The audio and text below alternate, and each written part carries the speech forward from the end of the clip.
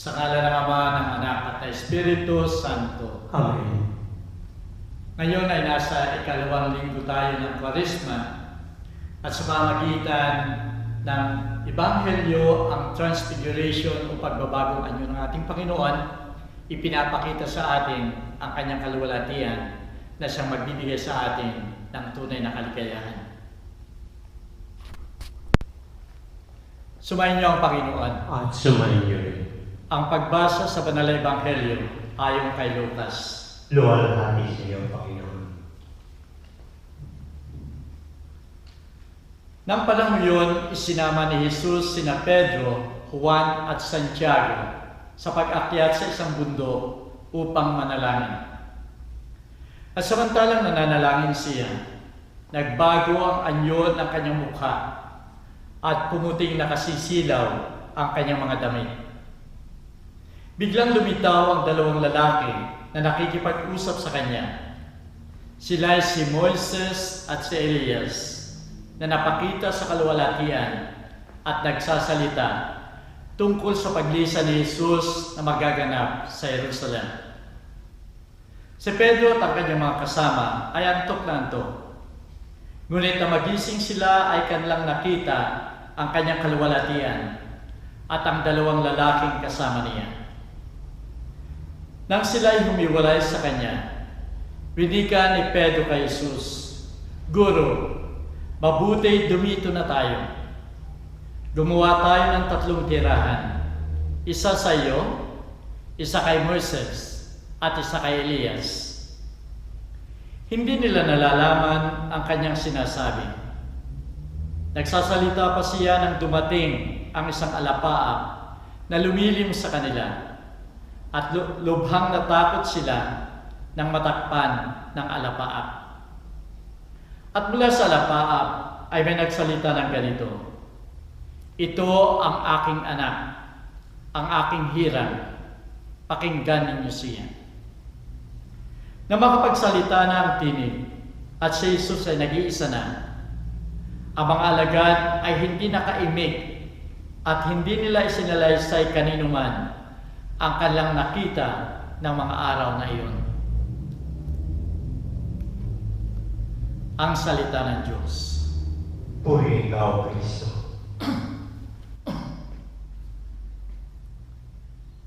Minamahal ko mga kapatid sa pananampalataya, napakahirap ang maglakbay kung hindi ka sigurado o kaya hindi mo alam ang iyong patutunguhan. Dahil pag nagkaroon ka ng sagabal sa daan, ang dali mong tumigil, ang dali mong sumuko, o kaya ikaw ay bumalik. Sa isang pakikipagsapalaran ay napakahirap din. Kung wala ka man lamang chance na ikaw ay mananalo sa iyong gagawin, ikaw ay titigil. Sa pagninegosyo ay napakahirap. Kung hindi mo alam kung ikaw nga ay magtatagumpay o hindi. Dahil dito maaari kang mabankrupt, tumigil, o kaya ay manghina.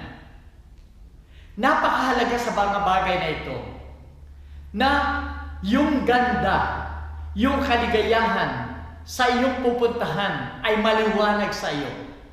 Sapagkat ito ang magiging inspirasyon mo, ito ang magiging lakas mo patungo doon sa pupuntahan. Napakahalaga yung chance na yun na ikaw ay mananalo sa isang pakikipagsapalaran. At napakaganda rin kung yung ikaw ay magtatagumpay sa negosyo ay maliwanag sa iyong simulain.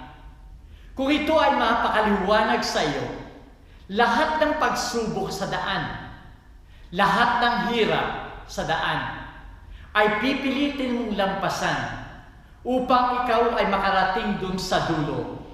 Kaligayahan, kagandahan, panalo, tagumpay ay iyong makakamtan.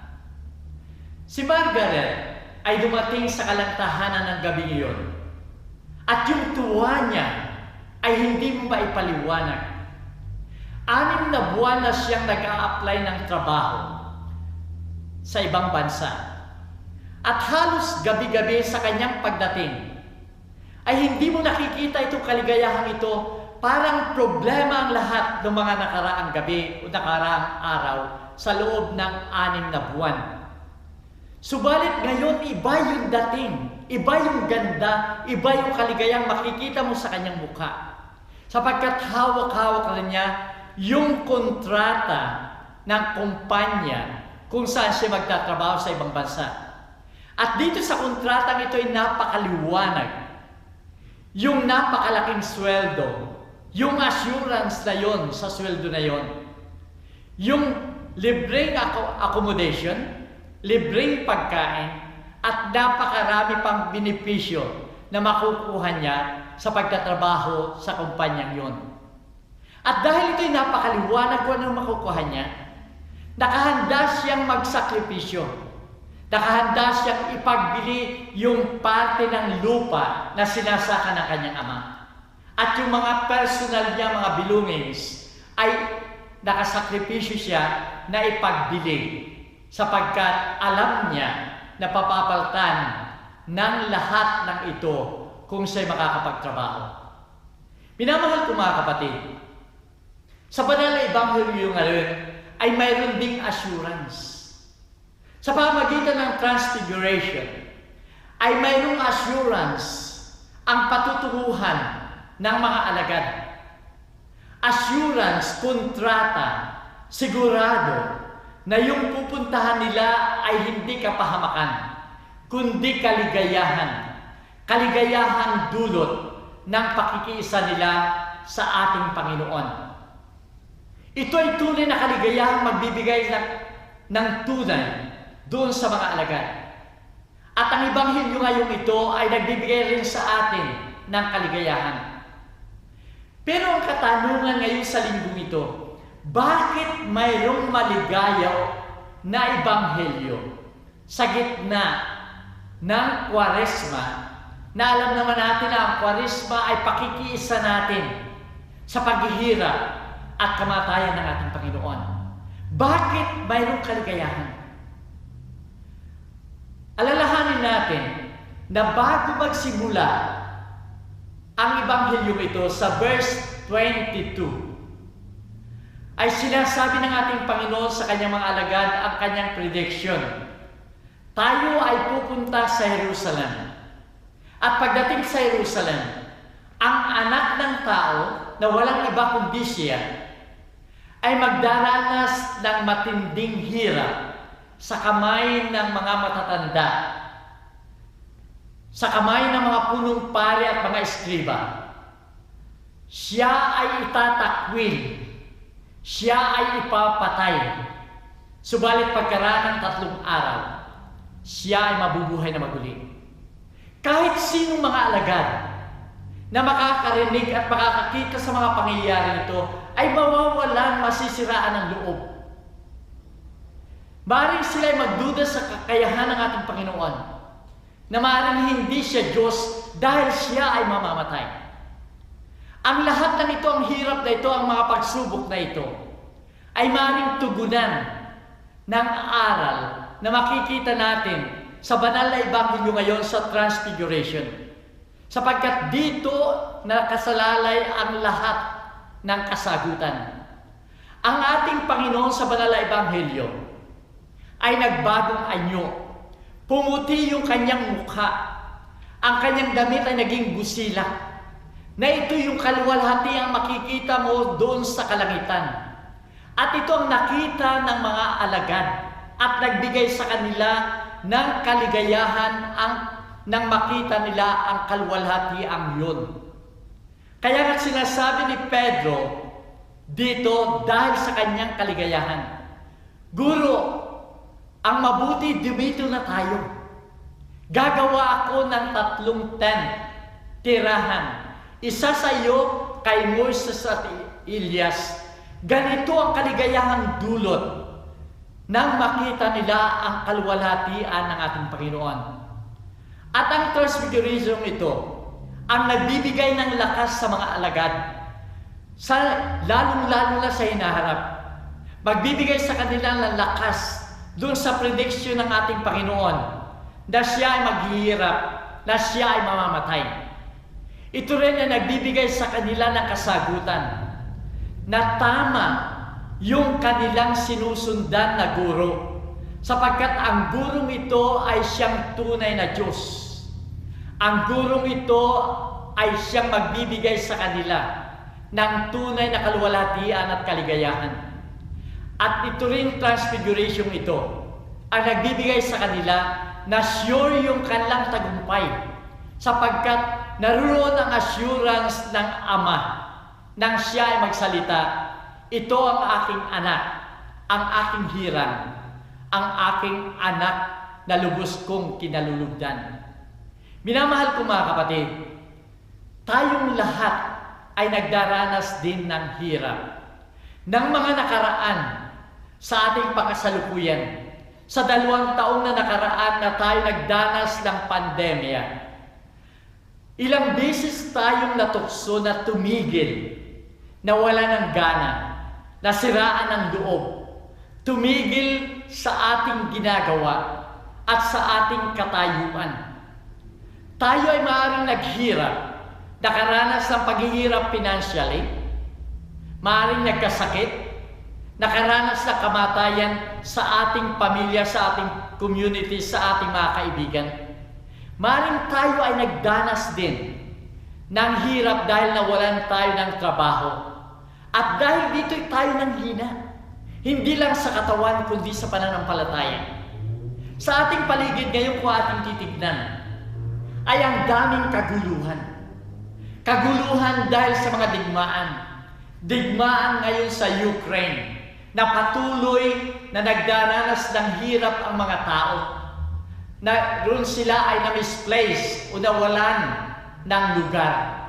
Tumatakas sa digmaan. Nagugutom, namamatay, naghihirap. Sa ating paligid ngayon, ang daming patayang terorismo. At pakikita pa rin natin sa ating bansang Pilipinas, naririto ang eleksyon. At ang daming doubts, ang daming paghihirap sa ating isipan, sapagkat alam natin na may mga kandidato na hindi karapat-dapat na manungkulan. Pero alam pa rin natin na sila ay mananalo kung minsan. Mananalo dahil sa kanilang pandaraya at pinipilit nilang baguhin yung pag-iisip ng tao upang bumuto sa kanila kahit hindi sila karapat-dapat. Sa mga pagkakataong ito, sa mga bagay na ito, para bang patuloy at patuloy yung kasamaan na nakikita natin sa ating paligid. At tayo nagtatanong, nasaan yung presence ng ating Panginoon? Minamahal ko mga kapatid, ito ang aral ng Transfiguration. Tayo ay magdaranas ng mga trials sa ating buhay. Tayo ay magkakaroon ng hirap, sakit sa ating mga katawan. Tayo ay makakakita ng kasamaan na nangyayari sa ating paligid.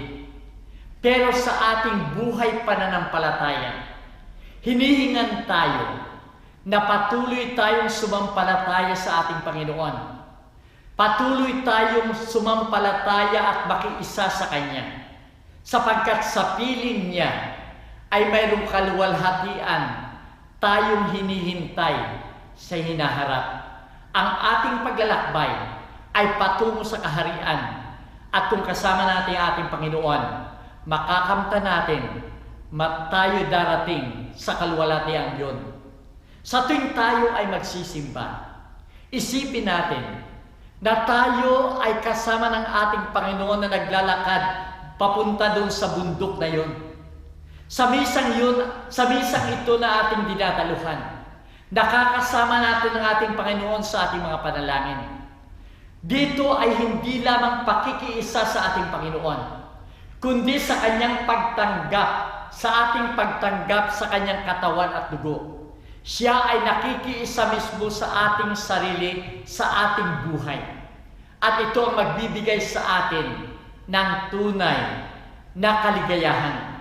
At ang kaligayahan ito ay siyang langit natin dito sa lupa. Sa panahon ito ng Kwaresma, inaanyayahan tayong lahat ng ating Panginoon kung paano niyang inanyayahan sa banal na Ebanghelyo yung 3 niyang alagad upang umakyat sa bundok ng Tabor upang panalangin. Tayo rin sa panahon ng Kwaresma ito ay inaanyayahan ng ating Panginoon na makiisa sa Kanya sa panalangin. Magbigay ng sapat na panahon sa panalangin. Sapagkat sa pamamagitan nito, makikita natin ang Kanyang kaluwalhatian. At ang kaluwalhatian ito magbibigay sa atin ng lakas sa ating pananampalataya upang mabuksan ang ating mga mata sa Diyos. At dito ay makikiisa tayo sa Kanya at makikinig sa Kanya. At dito natin tutupdin yung sinabi ng Kanyang Ama sa Mount Tabor sa Kanyang Transfiguration. Ito ang aking anak, ang aking hirang, pakinggan ninyo siya. At kung atin siyang pakikinggan, mawawala ang lahat nating takot. Mawawala ang sakit sa ating buhay. Sapagkat tunay nga, kasama natin ating Panginoon, kasama ating Panginoon na nagbibigay ng kaluwalhatian at kaligtasan.